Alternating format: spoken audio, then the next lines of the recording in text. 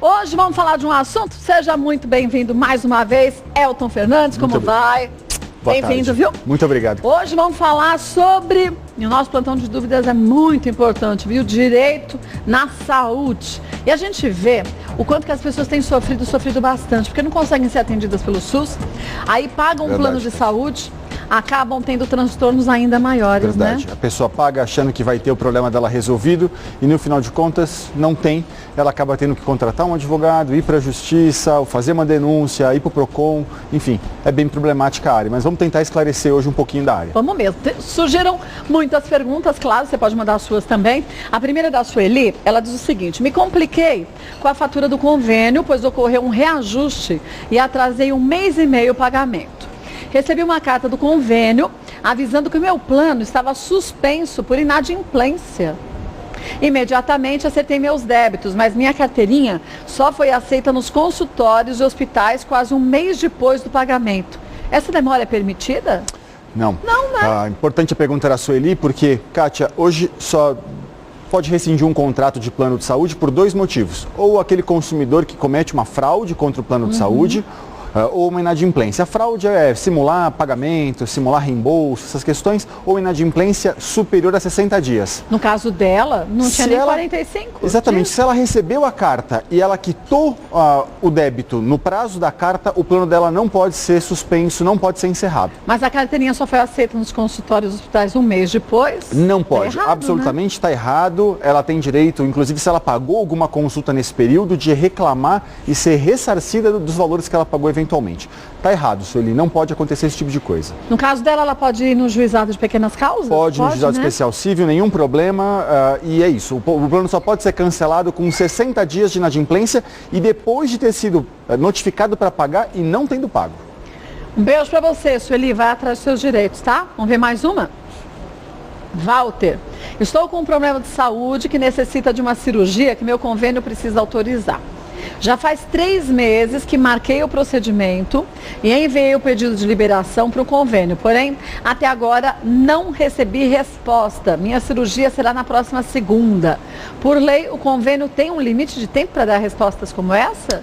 Walter, o seu plano de saúde tem 21 dias exatos para lhe dar a resposta, 21 dias úteis, o que significa basicamente 1 mês. Numa cirurgia eletiva, que é aquela cirurgia, Kátia, que a gente diz assim, não tem urgência, não eu posso programar né? tranquilamente. Havendo urgência e emergência, o prazo de cirurgia é imediato. Nenhum plano de saúde pode atrasar. Olha, já faz 3 meses. No caso do Walter, ele pode, desde já, fazer uma notificação para a Agência Nacional de Saúde ou procurar os direitos dele. Procurar o PROCON, procurar um advogado, ele tem o direito de ter a cirurgia autorizada imediatamente. E olha, Kátia, o que é interessante é que a Justiça tem dado respaldo até rápido para esses casos como o do Walter, por exemplo, não é uma regra, mas em 48 horas a gente consegue decisões judiciais. Que bom, porque o Walter já tem na próxima segunda a cirurgia dele marcada. Está bem atrasado. Então, Walter, entre em contato agora, viu?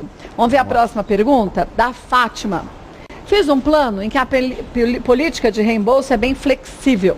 Nunca tive problemas quando precisei de reembolso de consultas médicas, mas agora pedi reembolso de um tratamento e até agora não recebi o dinheiro, mesmo com autorização para a realização do tratamento. Como posso conseguir mais agilidade pro reembolso? Bom, Kátia, a primeira questão para a Fátima é: parabéns por ter contratado um plano de saúde que tem uma política de reembolso, como ela diz, que é flexível. Eu espero que o flexível dela seja um flexível positivo. E não para os dois lados, não, né? não negativo. Não para um lado só. Porque os planos de saúde, eles nunca deixam muito claro a cláusula de reembolso. Então, ele acaba permitindo que você tenha um reembolso da forma como ele entende que é o correto e nunca da forma como contrato, justo, né? como justo. E isso leva muitas vezes o consumidor para a justiça. No caso dela, que já pediu faz algum tempo e até agora não teve, o que sugiro é: faz uma reclamação na Agência Nacional de Saúde, pode mandar uma carta reclamando para o plano de saúde e pode entrar também no Juizado Especial Civil, pode procurar um advogado para entrar com ação, tá? Não precisa ficar esperando, entregou a documentação no plano, em regra, 30 dias isso tem que estar na conta. Passou disso, ação judicial. Então a Fátima, muito provavelmente, tem que tentar entrar em acordo ou entrar com a ação judicial. Ou entrar com a ação. Faz uma reclamação, vai para a ouvidoria do plano de saúde, tem que fazer estardalhaço, não pode ficar quieto. A gente ficar quieto não dá. Um beijo, Fátima. Vamos ver mais uma? João, uns 4 anos atrás, tive um problema com o convênio. Meu pai estava como meu dependente e precisou de uma internação que foi negada. Talvez em função da demora para receber o tratamento adequado, ele acabou falecendo. Na época, não tinha cabeça para entrar numa briga na justiça, mas hoje percebo que deveria ter entrado com uma ação contra o convênio. Depois de todo esse tempo, ainda posso entrar com um processo? João, infelizmente não. Passou? Vou explicar o porquê. Passou o prazo, Kátia. O João tem que entender, assim, são 3 anos para entrar com uma ação judicial. Então, dano moral, dano material, que é o que eventualmente caberia aqui, prescreve em 3 anos. Quando a gente fala em prescrever, é o que minha mãe falava assim, caduca, né? Caducou. No termo leigo da minha mãe é isso, caducou. Então, caducou, prescreveu em 3 anos, no 4º ano, passou esse prazo, se entrar com uma ação, a justiça mesmo extingue essa ação judicial. Então, passou o prazo. Perdeu, né? 3 anos. Infelizmente, João não vai ter jeito. Não vai dar jeito. Vamos ver mais uma? Joelma, tomei um susto ao abrir o boleto do plano de saúde esse mês. O reajuste foi altíssimo. Existe um limite estabelecido por lei para reajuste? Joelma, excelente pergunta. Os planos de saúde individuais, eles têm uma política de reembolso que segue aquilo que a ANS determina, ok? Mas não sendo um plano de saúde individual ou familiar, sendo um plano coletivo por adesão, por exemplo, Kátia, ele já tem uma política um pouco mais flexível também. Tá. Então, a Justiça tem dito o seguinte, em algumas ações, a Justiça tem ou igualado o plano dos coletivos por adesão ao reajuste dos planos individuais. O plano coletivo por adesão é aquele, contratei pelo sindicato, contratei pela minha... Que eles até alegam que é um grupo, que depois você consegue um valor menor. Exatamente. Né? Por isso que eles dizem, a gente não está obrigado a fazer o mesmo valor, mas a Justiça tem entendido que tem que seguir sim o mesmo valor ou ela tem limitado esse percentual. Então, dá para entrar com uma ação judicial questionando isso? É possível entrar com uma ação judicial, Joelma. Tá? Então, se for preciso, entre, né? Entre na Justiça. Vamos ver mais uma dúvida que surgiu? Lá, da Noemi. Fui diagnosticada com uma doença que, por contrato, meu plano de saúde cobre. Curiosamente, o tratamento recomendado pelo médico, meu plano não cobre. Posso obrigar o convênio a bancar o meu tratamento, mesmo ele não estando no contrato? Pode. Noemi, o que é relevante é a doença está coberta pelo contrato. Então, e por que o tratamento não está? O tratamento da doença que tem cobertura? Sabe, Kátia, recentemente eu tive no escritório um caso de um rapaz que ele tinha a doença coberta, o câncer coberto, mas a quimioterapia excluída pelo contrato. Mas não faz sentido. Não faz sentido, é incongruente com a norma, né? Não faz nenhum... Então tem que entrar com ação judicial num caso como esse. Neste caso, como pode pedir uma perícia, talvez não seja interessante ao consumidor ir para o juizado especial, para a justiça... O juizado de pequenas causas, tá? Porque o juizado de pequenas causas nem sempre permite a realização de perícia, em regra é vedado. Em alguns casos eles flexibilizam, tal, chama um médico lá e flexibiliza. Então é melhor constituir um advogado. Constitui um advogado, ou então faz uma denúncia. Se o caso está tão latente assim, está no contrato dela, faz uma denúncia para a Agência Nacional de Saúde, vai no PROCON, enfim, se tiver muita urgência, procura um advogado, entra com uma ação judicial. Então, Noemi, não perca tempo não, viu? Ainda mais quando o assunto é saúde, Exatamente. Né? Não dá para brincar. Vamos ver mais uma? Francisco, quando eu fiz meu plano, escolhi a categoria de acordo com os hospitais que ela oferecia. Algum tempo depois, percebi que os hospitais da minha categoria tinham mudado. E se eu quisesse aqueles de quando contratei o plano, teria que pagar mais caro. Isso é permitido? Não, Francisco, não é permitido e isso acontece sempre. Infelizmente. Infelizmente. Veja só, a lei vai dizer que a operadora pode até descredenciar um hospital, mas ela tem que credenciar um hospital equivalente. Então, à altura do anterior. À altura do anterior. Descredenciou um hospital de qualidade A, vamos dizer, tem que credenciar outro hospital de qualidade A. Não o fazendo, ação judicial para que aquele hospital volte à sua rede. Não tem que pagar mais caro por isso. Se eu ingresso no plano de saúde, contrato, pago por aquilo está vinculado à minha proposta, vinculado ao meu contrato e não pode ser mudado. Então, Francisco, vá atrás dos seus direitos. Vá atrás dos seus direitos. Que pelo visto você tem direito aos hospitais todos da categoria que você tinha lá quando você assinou o contrato. Exatamente. Reúna as provas, isso é importante saber quais hospitais ele tinha antes. Tem no contrato, né? Geralmente tem no contrato, naquele livrinho. Isso. Entra com ação. Um beijo para você, boa sorte, Francisco. Vamos ver mais uma? Eunice, já tenho uma certa idade e não sei mexer com internet.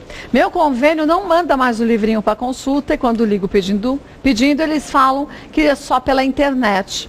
Como posso ter acesso ao catálogo de médicos sem ser pelo computador? O convênio pode limitar o acesso a essas informações? Não, Eunice, o plano de saúde tem que se adaptar à realidade de cada consumidor, veja. Até porque, Kátia, nós temos regiões do país onde se vende plano de saúde e mal se tem acesso à internet, infelizmente ainda. Então o plano de saúde, quando requerido pelo consumidor, ele tem que enviar um livrinho com todos os credenciados e tudo mais. Não fazendo isso, cabe ação judicial, cabe reclamação para a Agência Nacional de Saúde, que, dona Eunice, pode ser feita até por telefone na Agência Nacional de Saúde. Pega, liga para a Agência Nacional de Saúde, reclama, eles têm que dar resposta para esse tipo de situação. E mesmo que você tenha acesso à internet, saiba mexer. E se você prefere ter o livrinho? Exatamente. Você paga por isso, não é um favor que eles Exatamente. fazem. Tem que estar sempre à sua mão, você quer, tem todo esse direito, não tem problema. Então, Eunice, faça a reclamação por telefone mesmo. Vá para o PROCON, para a Agência Nacional de Saúde, para o Juizado Especial Civil se for necessário, contrate um advogado, mas não deixe isso para lá, é seu direito. Vamos para a última pergunta de hoje, é do Tiago.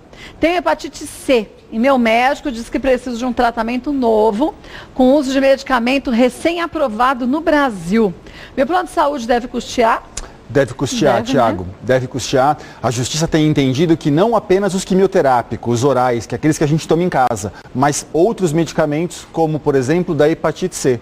Recentemente teve uma explosão aí, surgiu novos medicamentos da hepatite C, eles prometem curar a hepatite em 3 ou 6 meses. Fale com o seu médico, o médico prescrevendo, tem direito de entrar com ação contra o plano de saúde e exigir que o plano de saúde faça custeio. Alguns planos falam assim, eu não posso ser obrigado a custear medicamento. Mas veja, Kátia, é preciso diferenciar o que é uma aspirina do que é um tratamento para hepatite, do que é uma quimioterapia. Agora, a gente sabe que muitos planos de saúde se aproveitam de algumas situações. Por exemplo, ele fala, mas quando o Tiago fez o plano de saúde, ele já tinha hepatite C. Então, ele teve hepatite C, foi diagnosticado e não comentou quando fez o plano.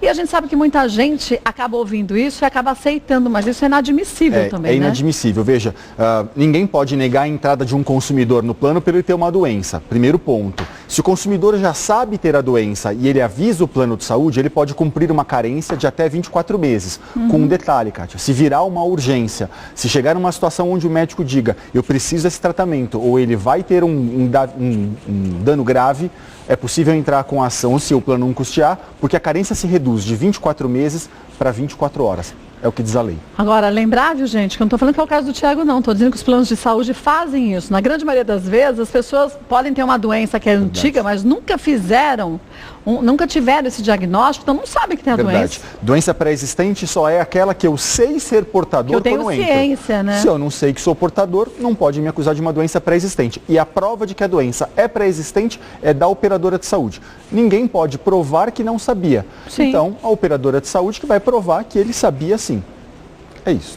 Um beijo para você, Tiago. Vai atrás dos seus direitos, tá? Obrigada. Muito obrigado. Mais uma vez. Agradeço, igualmente, viu?